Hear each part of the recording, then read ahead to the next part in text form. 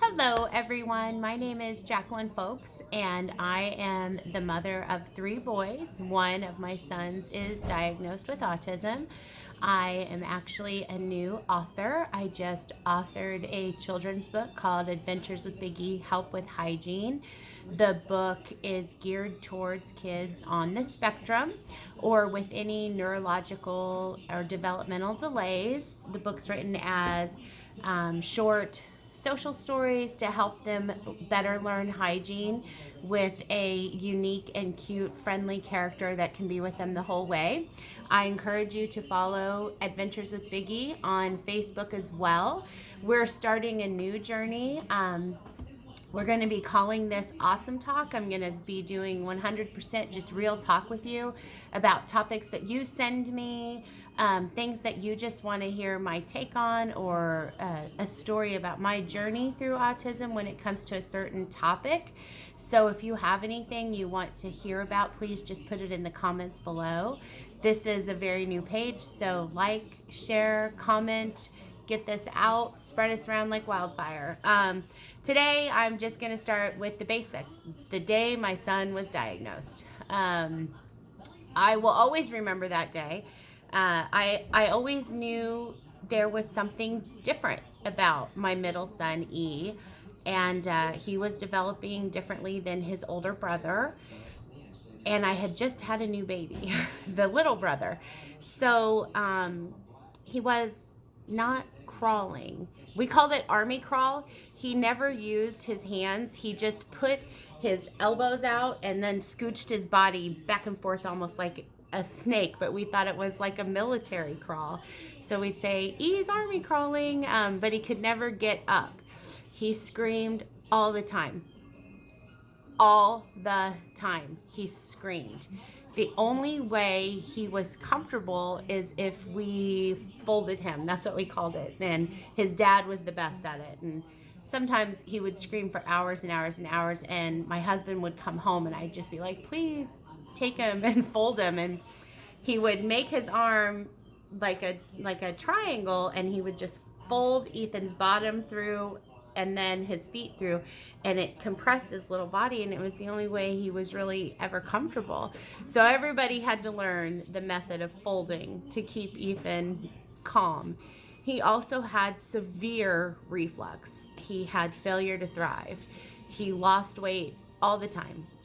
Our goal was to get him to weigh 18 pounds at 18 months, and we got there, but he had to be on special formula that had rice in it, so it expanded in his stomach. He was on Reglan, he was on Zantac, he was on all these meds to keep him from vomiting, and we would keep like little travel suitcases in the car whenever we went somewhere, because we always knew we were going to get puked on and we were going to have to change our clothes and change his clothes. And bless my mom. I lost my mom in 2017, and she was like the only person brave enough to babysit him. She was my relief. She was my rock. But he was always sick, and he was never getting healthy.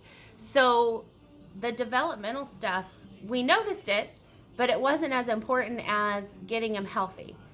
Then once we fast forward to 18 months old and E's getting healthy, we were like, okay, he's really behind. And we knew, like, you just know as a mom, you just know something's different. But we started working with him as much as we could on as many things as we could all the time, and he still just wasn't getting things. He would scream instead of pointing like babies do, or even using syllables to ask for things. He'd just scream. He'd just scream and scream and scream, and I never knew what he wanted. Then you're heartbroken because you can't help your kid, and you don't know how to help your kid. So, but he was too young to be diagnosed, so we just struggled with that for a really long time. And then we finally got him an appointment with a developmental pediatrician, an amazing developmental pediatrician. But, it took months to get in there, and we got in there, and it didn't take long. The appointment was about 2.5 hours, but it didn't take long for the doctor to realize, oh, this kid won't look at me. If I scoot next to him, he scoots away. He has no language. He definitely has PDD-NOS, which is pervasive developmental delays, not otherwise specified. The not otherwise specified, not good enough for me. Don't tell me something's wrong with my kid, but not specify it. So we immediately went into further testing. What is it? Let's specify it. So he had Fragile X testing, which was negative. He went through a ton of testing at our local children's hospital, and the conclusion was that Ethan had autism. I cried the entire way home. Just almost feeling like a morning of normalcy.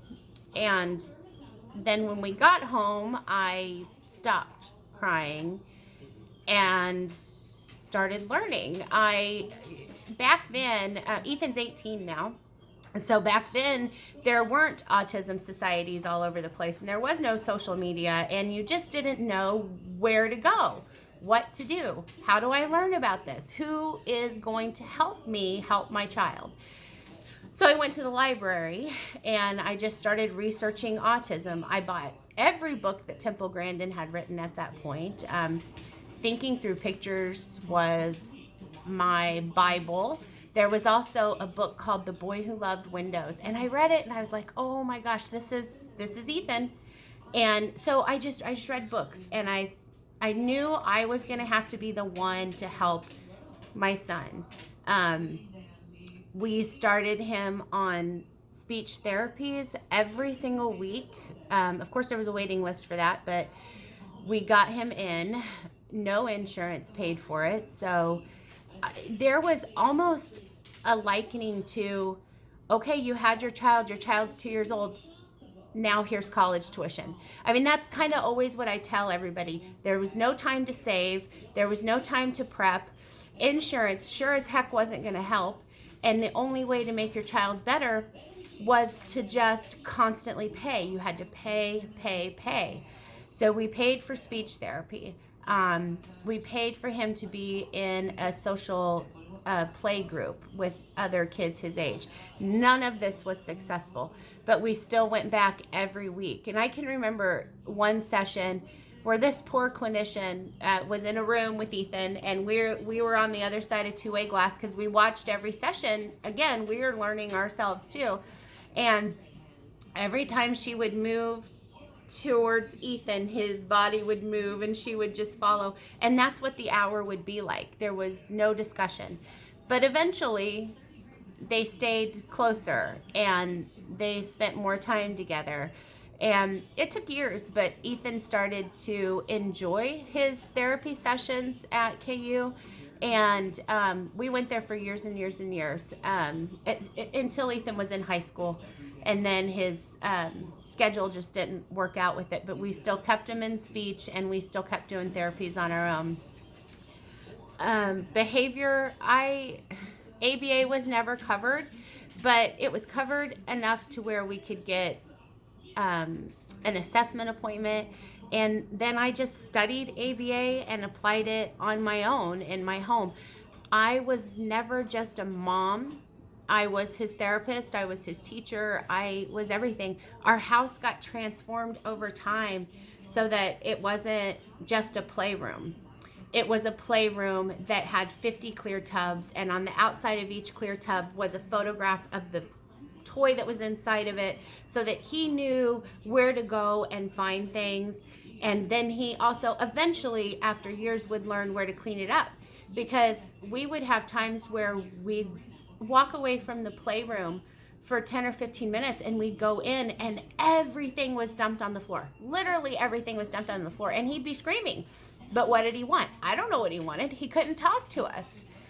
And you were just stuck. And what I learned was that he was looking for something in particular. So I divided all of his toys. You know, here's your Charlie Brown toys, here's your superheroes, here's your this, here's your that. Put them in the clear bins, put photographs on the outside. And I noticed his frustration level would start to go down because he was finding the things he was looking for. So that's just one thing. that we did to help him in that area. It was a lot of work, and people thought it was my OCD. Oh, I got tormented. Oh, you're OCD, you're OCD.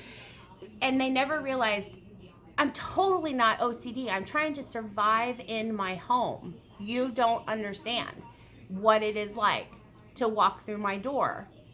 So don't judge me. And I had to be like that all the time. Everything had a place. The pockets in the diaper bag. We knew exactly where everything was. So if Ethan was screaming in my ear and puking on me at the same time, I could just reach down and feel and know where I was going to find things without having to take time away from trying to soothe and comfort him to find a binky or find whatever it was he was looking for.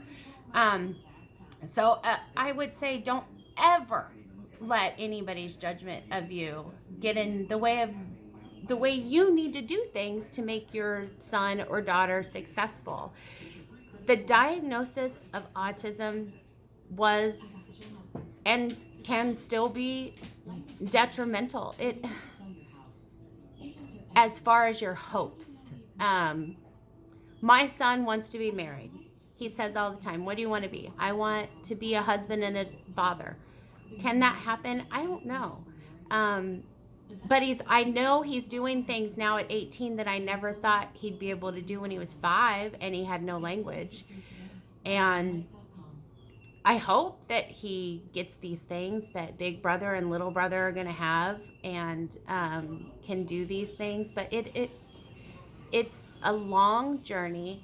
I've been on this journey for so many years now that I just want to share my story. I have people talk to me and ask me questions all the time. So I thought, why not just go on social media and get a broader reach. So that's what I'm trying to do. Like I said, anything you want to hear about, I'll talk about. I'll be as real as I can be. Autism affects everything. It affects finances. It affects your marriage. It affects your relationship with your other kids. It affects your friends or the lack thereof. I went years and years and years where I would just watch other people grab a cup of coffee and I'd be like, boy, that must be nice. But I did reach a point, and we can talk about it sometime, where I was like, you know what? I have a life too, and I have to start taking care of myself, and I have to start doing things for myself, and I have to be social again. And that was probably when my son was in maybe his freshman year, 8th grade freshman year, where I was like, I'm the me that I know is dying inside, and this is not helping anybody. So I'm happy to talk about that journey, because I do not think there's anything selfish about taking time for yourself. As a matter of fact, I think it's healthy. So yeah, put some things that you want to hear about in the comments. My first few videos are probably going to be records and uploads, so thank you for rewatching. But the hope is to go live after I get a following and be able to have actual conversations with my followers. And again, I have another Facebook page for Adventures with Biggie. That's the children's books. We're super excited to get them out.